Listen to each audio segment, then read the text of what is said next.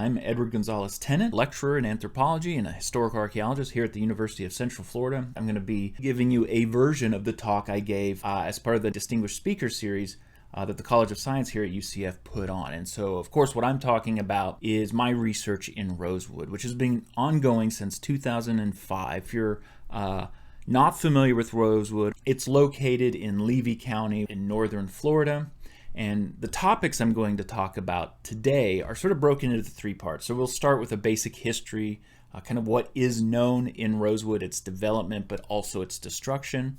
And then we'll move into the archaeological signatures, the types of evidence we can collect that talk about the forms of violence that not only impacted, but were ultimately responsible for the destruction of Rosewood and the violent displacement of its African American community. Finally, I'll shift into what I call an archaeology of hope, where we combine things like descendant voices. We talk about new digital technologies that allow us to collect and organize data in new ways, also provide new ways of sharing that data to really drive public outreach and facilitate an ongoing public conversation in Levy County and elsewhere about the meaning of these sorts of places and these types of events for modern America. So let's go ahead and begin with a brief overview of the history of Rosewood. And really it begins shortly after statehood.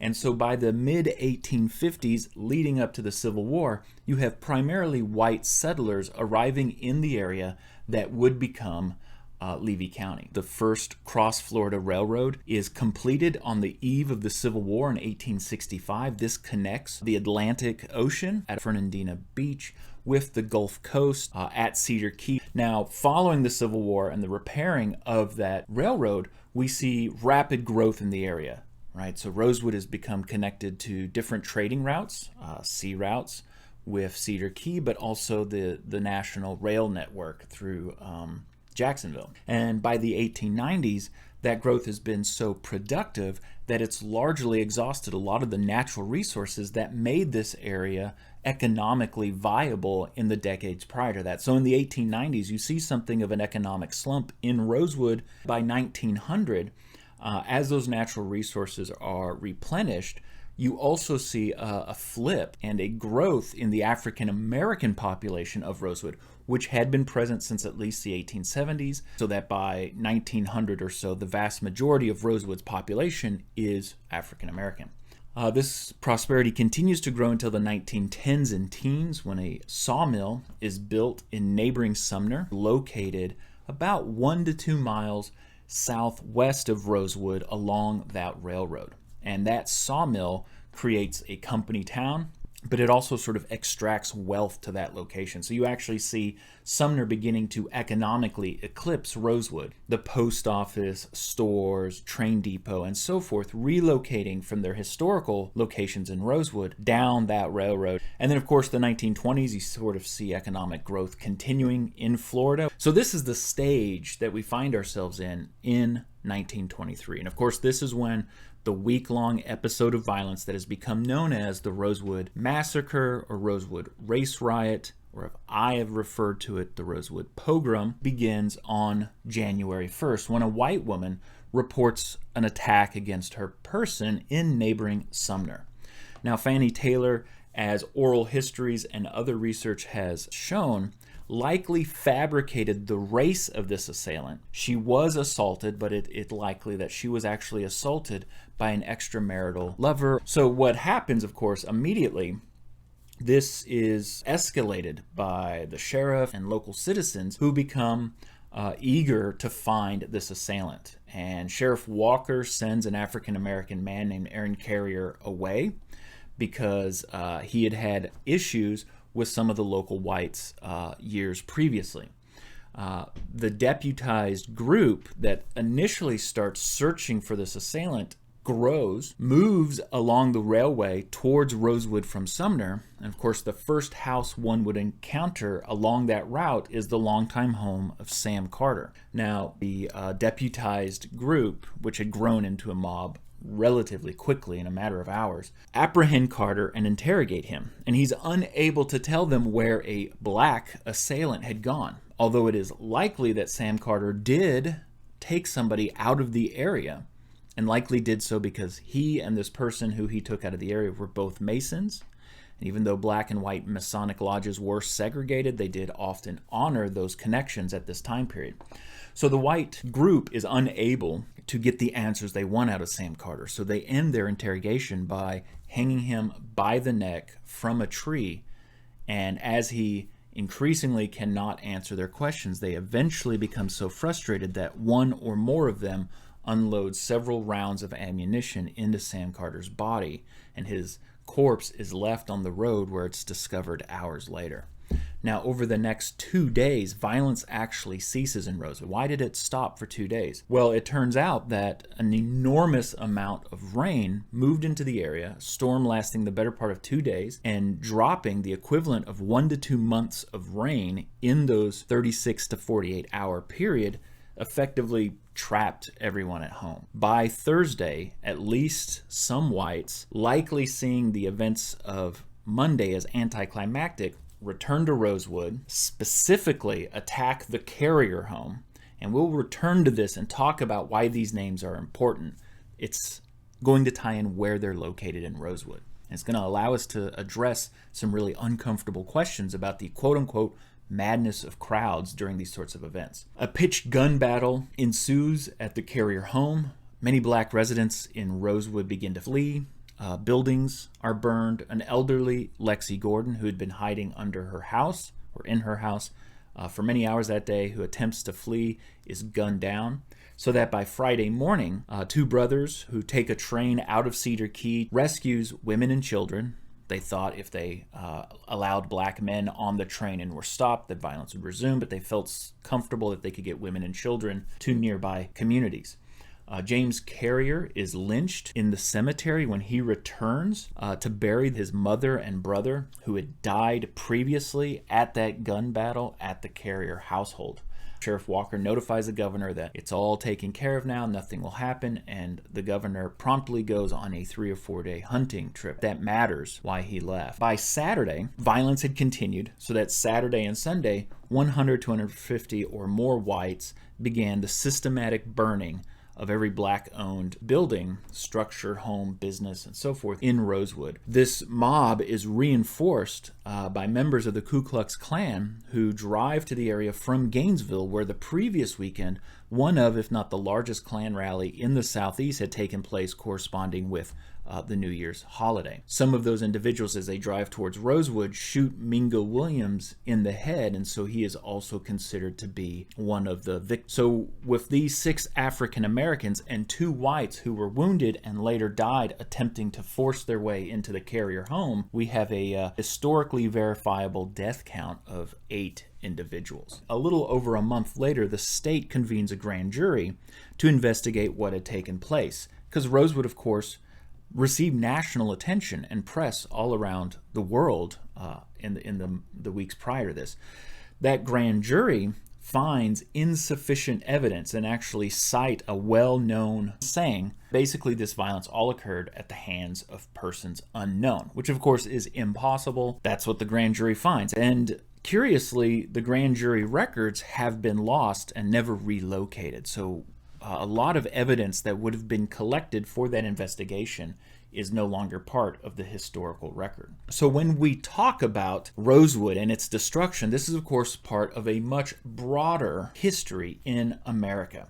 And so as an archaeologist, I'm entering unfamiliar terrain when I'm talking about things like race riots and lynchings. Previous studies of these topics tend to be completed by historians and sociologists. Until relatively recently, these tended to be fairly deterministic in their approach. In other words, whites rioted and killed African Americans because of economic hardship.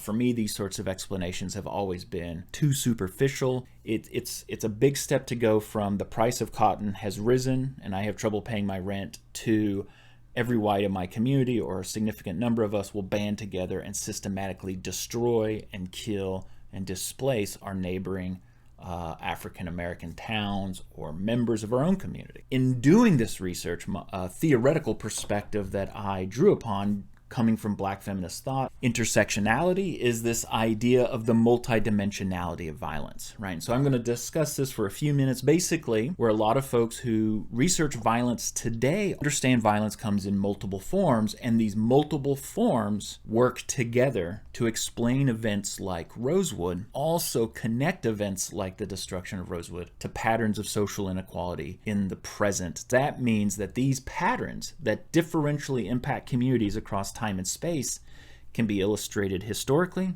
can be connected to the present, and this means that Rosewood remains painfully relevant for today. So let's go ahead. I'm going to talk about 3 types of violence. The first type is interpersonal violence. When most people hear the word violence, this is what they think. This is sort of laying one's hands on another person. This is intersubjective. This is physical violence, right? And so we can illustrate this with things like lynchings, and there's been a lot of research on lynchings in the last decade or two, and so these numbers are actually a little out of date. What's sad here is that these numbers, which represent the number of lynchings per year in 10 southern states, not including Texas, because when this research was done, the data wasn't available. 1882 to 1930, this is a little over 3,000 lynchings. As we enter the 19-teens and 20s, we actually see the number of lynchings taper off, but that's misleading because what we also see is a correspondent rise in the brutality, giving rise to what some people like Amy Louise Wood have termed spectacle lynchings. Fewer lynchings per year, but they become truly spectacular in the worst sense of that word. Communities would hold victims to be lynched against their will illegally. Newspapers would run ads advertising when the lynching would take place. Train companies would add cars so more people could come into town, and a truly carnivalesque event would unfold where these African American men and women would be killed, oftentimes their bodies lit on fire, oftentimes their bodies also ritualistically dismembered, collecting of body parts as souvenirs, a huge industry in lynching and race riot photography and postcards emerged at this time. So we don't want to be misled to think that that meant the practice was somehow going away. What it means is that the practice was changing, and it was becoming more of a cultural and social event rather than a small group of people exerting what they thought was justice on one or two or a handful of other individuals. In other words, these become communal events. Of course, other examples which resonate with Rosewood are race riots. And so when we're talking about Rosewood here, we're talking about the end of really sort of a 5-year period that corresponds with the end of World War I, where African American soldiers return and they aren't given the respect they believe and rightly deserve after defending this country and democracy and freedom. So you see riots in East St. Louis in 1917 where the National Guard are called in. They themselves end up participating in the rioting and looting and killing of African Americans. Chicago in 1919, this is another week-long episode of violence where employment opportunities ignited when a white man throws a rock at an African American boy or teenager, strikes the individual, the swimmer, in his head, and he drowns from those injuries, and the police don't arrest him, and of course this ignites this, right? So a black teenager dies, the police do nothing, and as they protest this, Irish Americans and other white Americans basically turn this into a violent altercation. Omaha, 1919, the white crowd becomes so incensed when they're not able to take a black man from the jail and lynch him that they in fact hang the mayor by his neck. The mayor, astoundingly, actually escapes and survives, and the only reason Omaha doesn't escalate further is an enormous rainstorm moves into the area and literally extinguishes the violence. So something we actually see in Rosewood, which I've already discussed. And then Tulsa, of course, this has received a lot of attention in popular media, newspapers, been scores of books written. If you're unfamiliar with the Tulsa race riot of 1921, this is where we see 40 blocks of Greenwood, which was also known as Little Africa, destroyed. And the violence becomes so incredible that whites actually charter personal aircraft and drop incendiary devices, firebombs and such, on these businesses, these homes, and so forth. And we've got dozens, if not hundreds, of other events here, right? The 1920 Ocoee Election Day riot, where African Americans, particularly African American women in Central Florida, attempt to exercise their right to vote and are met with violence. Several of them die, and the relatively small African American quarters of Ocoee are largely abandoned until the late 20th century. Buried in all of this is, of course, a much broader history. Chicago, Omaha, this is part of the Red Summer of 1919, where enormous race riots erupt in 30 or 40 urban areas all across the country, from LA to DC to Chicago and so forth. So those are interpersonal forms of violence. We can also talk about structural violence, and so this is where the structures of society are utilized to disenfranchise minority communities. So this can be things like James Lowen's work on sundown towns. The sundown town movement is basically a movement to make towns either settle them as all-white spaces or through various practices, forming and or creating all-white towns and maintaining them as such. And you can see here, I grew up in Northwest Arkansas. Here's an advertisement from the early 20th century, Siloam Springs, which once held the Guinness Book of World Records for most churches per capita. You can see here outlined in the lower right-hand area some of the benefits of moving to Siloam Spring, which they talk about: no malaria, no mosquitoes, and no Negroes. And I apologize for using that term if it's offensive. I'm reading from the card here. These are all sort of synonymous as bad things, and Siloam is part of this sundown town movement. So this is structural violence, which obviously continues to this day. And then, of course, symbolic violence. And so we can see this with the eugenics movement. We can see this with Hollywood, D.W. Griffith's Birth of a Nation, which is single-handedly credited with rebirthing the Ku Klux Klan, which had been outlawed in 1871 as, and this is the terminology of the time, a quote-unquote terrorist organization. Of course, the eugenics movement, particularly in the South, cast African American communities as, and I quote, an irredeemably degenerate race. Here we can see, and this is not a dig at any particular college, instead it highlights what an honor it was as an academic institution of higher learning to be associated with these eugenic councils. The point to take away from this is, a century ago, eugenics in this country was considered the height of biological science. Now, of course, all of these types of violence are always utilized hand in hand. And so here we can see this illustrated with an excerpt from those 1871 Klan trials that eventually result in the Klan being outlawed. And so here, and this is difficult to read, and I apologize, but I think it's important to illustrate this. What has happened here, let me set it up for you, is African American men are fleeing members of the Klan, and they take refuge in a white woman's house. When the Klan arrive, the black men run away, and instead of pursuing the men, the Klansmen stay and exact a terrible price for allegiance between white women and African American men. And so what they do is they bring her out of the house, they basically strip her down, they prepare a pot of tar, and this is a witness describing what has occurred, and you can see that this witness does not want to go into detail, but he's of course pressed to do so. They ask, what did they do with the tar? And he responds, he then poured it into her as much as he could. Poured it into her where? I don't like to tell. In her privates? He poured it in her privates. So this is an example where all three types of violence are coming together in a really troubling example, right? You have interpersonal violence in a very real sense here, but you also have structural violence. As we know, members of the Klan historically were oftentimes members of the police force, local judges, and so forth. They were quote-unquote upstanding citizens in many locations. So structurally, like in terms of the law and so forth, they're going to be protected.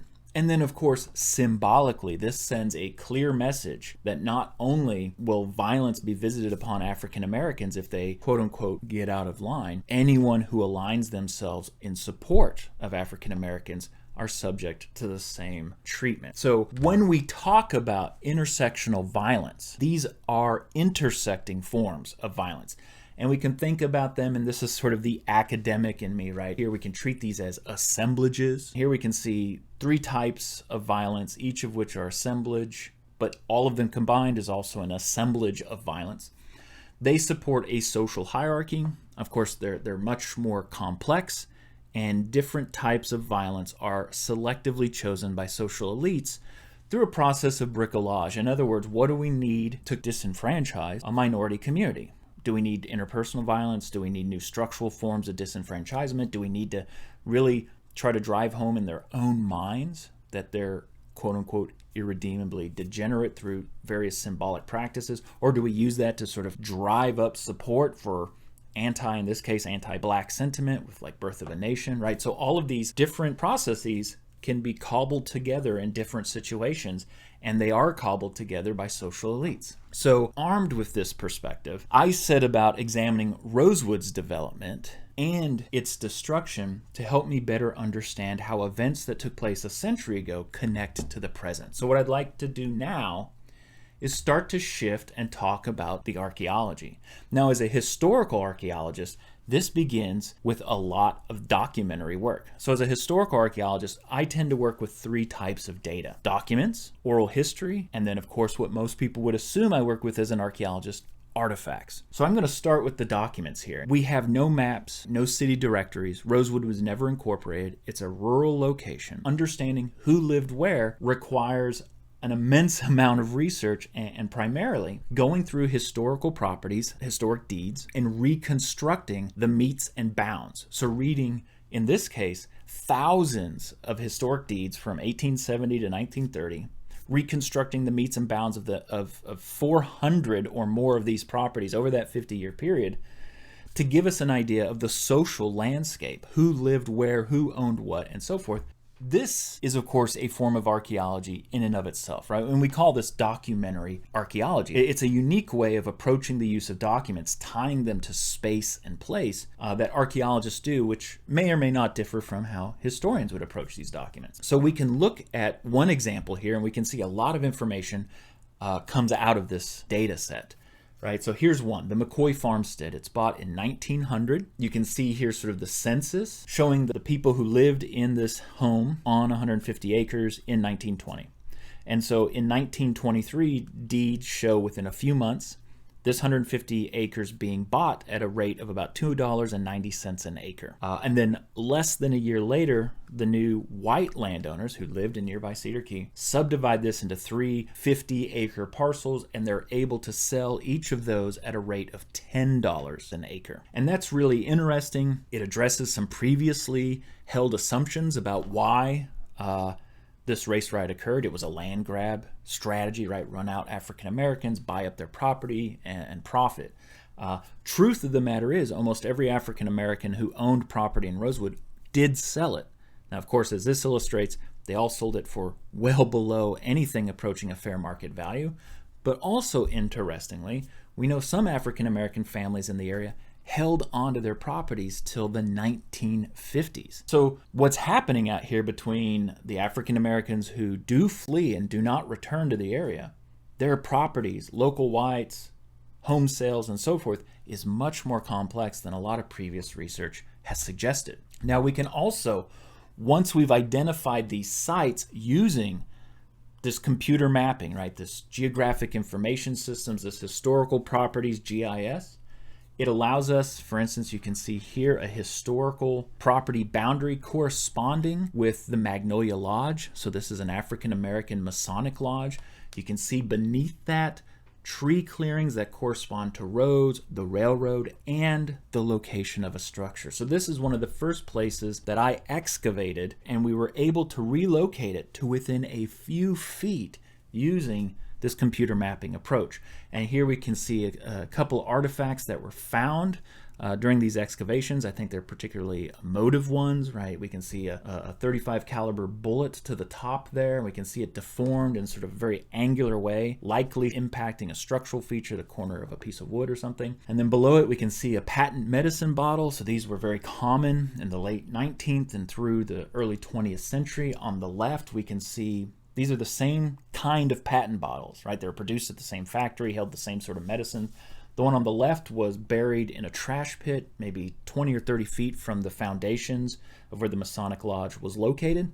The other one, which looks a little cloudy, but if you could hold it, it's actually been deformed, it's got pitting, it has sand embedded in it because it's been subjected to an intense burning event. It takes a structural fire to create the amount of heat that would do something like this to glass.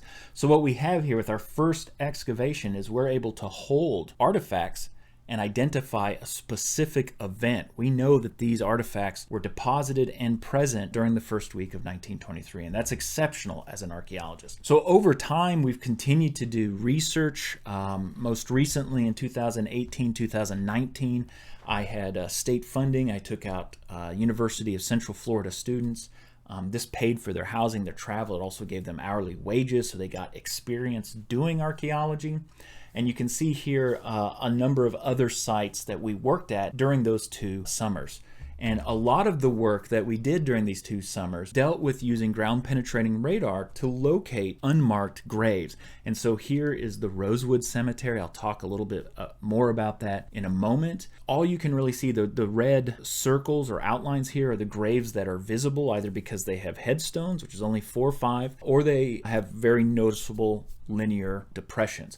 All of the green, those are unmarked graves. We have 12 to 15 marked graves and another 30 plus unmarked graves. And so when we look at the documentary record, the Florida Death Index lists 40 or so, maybe upwards of 50 people being buried in the cemetery. And now we're actually able to start relocating with those graves. We also expanded our research over these 2 summers to start including the town of Sumner. I think it's vital to understand Rosewood and Sumner as 2 communities that historically now have been locked together for all time, but also because many people have associated Sumner as sort of the white town, quote unquote, to Rosewood's black town.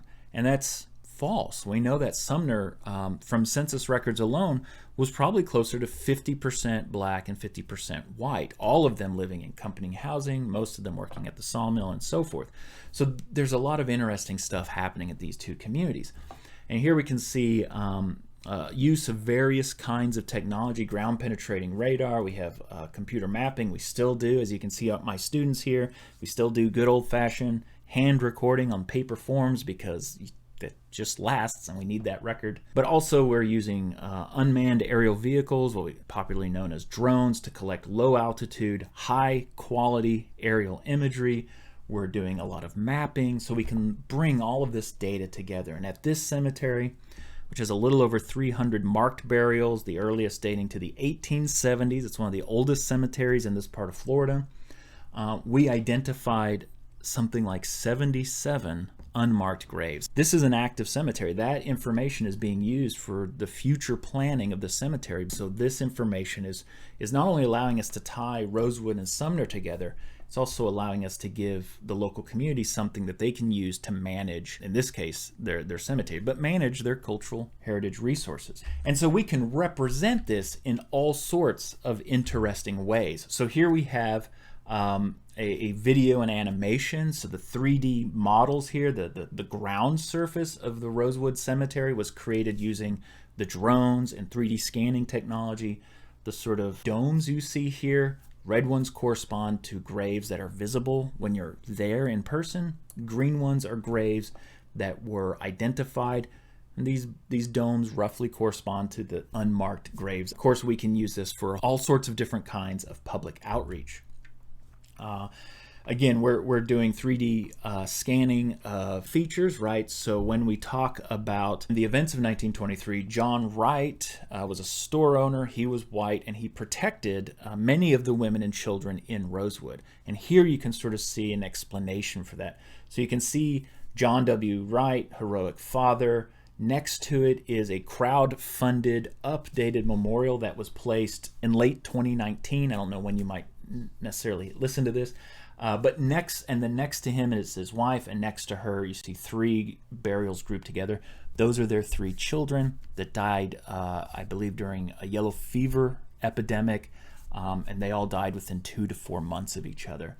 So many of the African Americans who survived and were interviewed for oral histories, even their descendants, they tell of the Wright family having this special connection to the children of Rosewood. And I think this tragically illustrates why they might have felt that. And we're we're able to sort of immortalize these things and document them so that people can explore these, right? So these are 3D models that can be placed on the web and allow people to sort of have a much more experiential and interactive engagement with this heritage.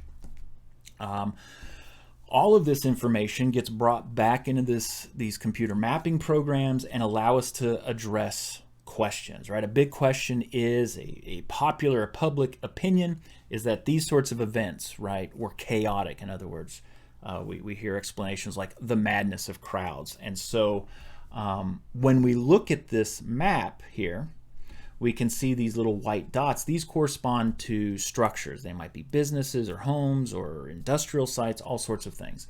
And their location and where the mob moved through time becomes very illustrative. So here's Sam Carter, right down in the southwest corner, coming along the road and the railroad. This is the first home you would encounter. So that's where the first episode of violence takes place on Monday. On Thursday, that pitched gun battle takes place on the other side of town. So that white mob moves all the way through town and hardly touches anything else. The reason these two individuals are targeted is because they were the only witnesses to the actual assailant. So in other words, the mob did not behave chaotically. The mob targeted witnesses who could counter a narrative of a black assailant. And then here in the charts, we see rates of home ownership by race in both Rosewood nearby areas like Florida and the southern states in general. What this means is in Rosewood, African Americans were owning homes at rates far higher than in Florida or the nation. And in Sumner, by contrast, whites were owning their homes in far fewer numbers. It's a company town. So there's a lot of psychological and social and cultural stuff going into the explanations that we can now update when we have this improved knowledge of the landscape of Rosewood. Now, I'm going to shift and talk about an archaeology of hope in the last 5 to 10 minutes here. So an archaeology of hope, right? What do we do with all of this information? How do we drive public outreach, public conversations? How do we, as archaeologists, but academics and scholars in general, how do we find a place within racial reconciliation work? So one way is to bring in descendant voices, privilege that experience. And one of the first ways I did this was creating a short digital documentary where I was able to interview at the time the last 2 remaining survivors, Robbie Morton and Mary Hall Daniels, both of whom have since passed away. And this 25-minute digital documentary was actually produced for a series of bus tours that went into the area to explain my research, the history of Rosewood, and so forth. And so if you're reading the quote here from Robbie Morton, what I think is really interesting about doing this is we extend the narrative about Rosewood past the destruction of the community in 1923 to include, well, what did this community, what did these people do the rest of their lives? And so Robbie Morton here is talking about how her father recognized early that this could escalate in Rosewood, and so sent Robbie and her older sister to relatives. Days and weeks pass. They don't hear from their father. They assume he's passed. They become basically migrant farm workers. They end up in Riviera Beach down by Miami, and they go to a little AME chapel or church there. And unbeknownst to them, unbeknownst to their father, they end up in the same chapel, and you can sort of see this reflected here. I went to church, and would you believe our daddy was there, and we didn't know where he was. Hadn't seen him in months. We didn't even know he was still alive, and there he was in the front of that church. So hearing this discussed in Robbie Morton's 93-year-old, relatively soft voice is probably one of the most moving things I've certainly ever experienced doing this sort of research. Now, also, and I haven't really talked about this, but a huge public outreach component of this work is a virtual reconstruction of Rosewood. This slide shows the initial incarnation of this, dating now 13 years ago. Obviously, this does not look good. I sort of laugh at this myself. On the right, this is what websites used to look like, of course. This is a very basic mock-up. That has improved in the years since. So here's what really the current incarnation of virtual Rosewood looks like. 2 square miles of area that individuals can walk around and explore. And there's interpretive signage, there's maps, and people can get a sense of what this community looked like at the time. We continue to work on this. We're bringing in new data like LiDAR, right? So This is elevation data that's produced at a very fine scale, very high quality data. So we use this information to construct a very spatially accurate reconstruction of Rosewood. So here, virtual Rosewood has become Rosewood an interactive history. And the point of this is to put people back in the world, the landscape of Rosewood as it existed just prior to its destruction in 1923. So users, and you can access this at virtualrosewood.com, users move through a reconstructed landscape, and here we are moving towards Sam Carter's homestead. And I'm sorry that was quick, but as you move around, it's loading it again, you collect these note cards, and these note cards tell you about who lived here, but also tell you about the data and information that are being used to drive this reconstruction. Basically, how do we know it was located here? How do we know what it looked like, and so forth?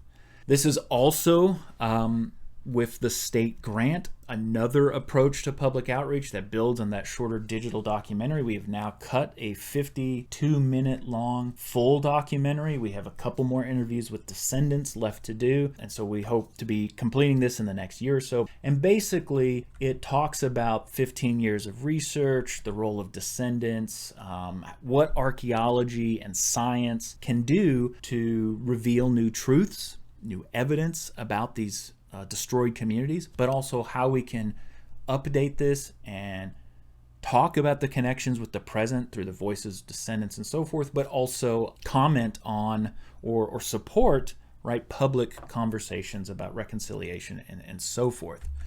And so, of course, research continues to expand. We have new descendants reaching out all the time. In fact, very recently, a group of descendants representing 2 or 3 Rosewood families have been reaching out. We've been able to locate marriage records. We've been able to fill in gaps about their own family's history.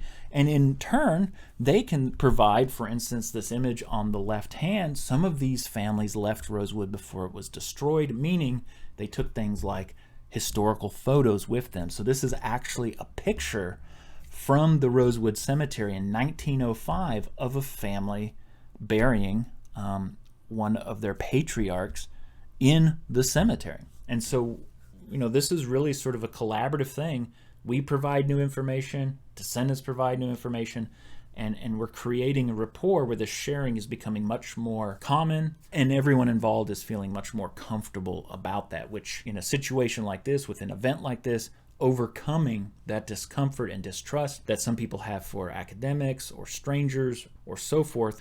So as I wrap up, I just want to say, thank you. There is, of course, a book available. It is in paperback, meaning that people can actually afford it now. A lot of what I talk about in this talk is discussed in this book. I really appreciate you allowing the time and taking the time to listen to this lecture. I hope you've enjoyed it. That's all I have. I hope you've learned something useful. Okay, thank you.